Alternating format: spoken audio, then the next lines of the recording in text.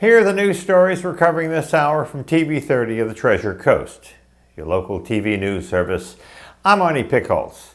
Schools are opening soon, and the COVID-19 dilemma is weighing heavily on exactly how to handle thousands of students assembling in school buses, cafeterias, and classrooms.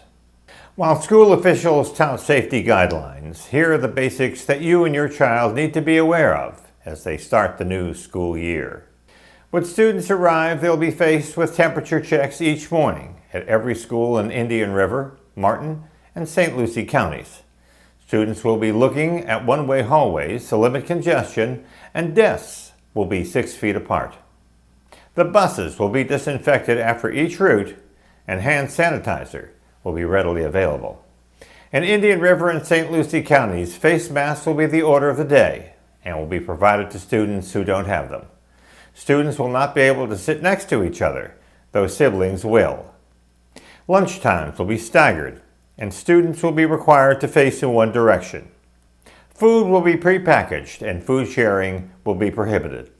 Drinking fountains will be off limits, and in the elementary schools, food will be provided with grab-and-go carts.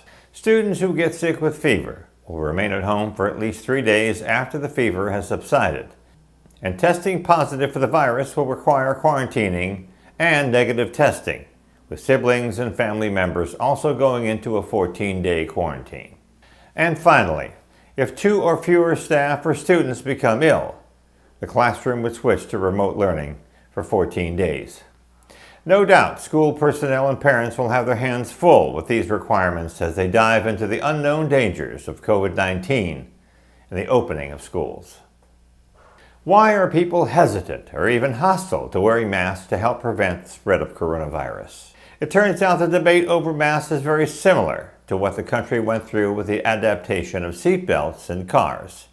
The process for seatbelt use in legislation took over 60 years, with both the public and the automobile industry resisting what was one of the leading causes of injury and death in the U.S. The resistance to both comes from a vocal few who feel that they are too restrictive. The interest in seatbelts as a requirement surged in the 60s with the passage of the National Traffic and Motor Vehicle Safety Act, which required seatbelts in all cars. From there, it took almost 20 years to enact the laws that would require their use.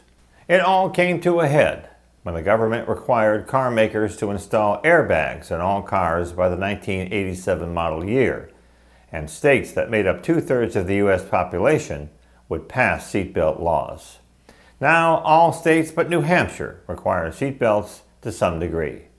The arguments to not wear masks during a pandemic include ineffective and obstruction of breathing, death numbers are inflated, and that they are an infringement of personal liberty. The order of the day is to stay safe. What that means for the individual is also a responsibility to the whole, to the rest of us. In other words, quelling the fear that being out in public is dangerous and doing what you can to preserve life, liberty, and the pursuit of happiness. The weather for the Treasure Coast. Showers and thunderstorms likely, mainly after 2 p.m. Partly sunny with a high near 89. South winds 5 to 10 miles per hour becoming east in the afternoon. The chance of precipitation is 70%. New rainfall amounts between 1/4 and 1/2 inch are possible. The evening forecast. Showers and thunder showers likely mainly before 8 p.m. Mostly cloudy with a low around 76. South-southeast winds around 5 miles per hour becoming calm after midnight. The chance of precipitation is 60%. New precipitation amounts of less than 1/10 of an inch, except for higher amounts possible in thunderstorms.